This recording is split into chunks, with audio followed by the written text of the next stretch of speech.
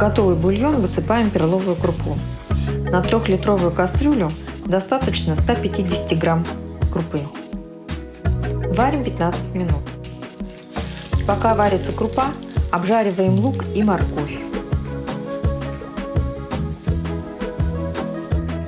В кастрюлю добавляем нарезанный картофель.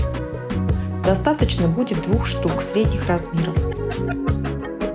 И натертые на крупной терке огурцы.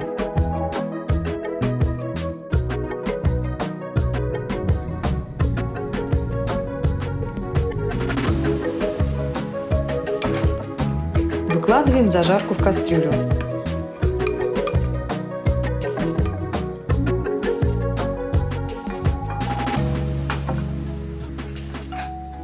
Добавляем мясо, на котором варился бульон, соль и приправы по вкусу.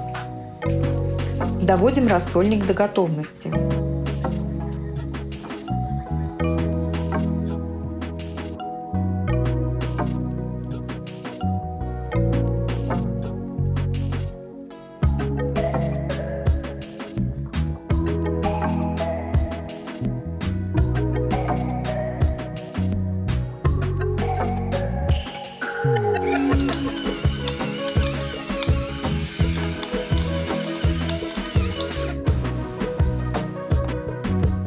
Всем спасибо за просмотр, ставьте лайки, подписывайтесь на наш канал.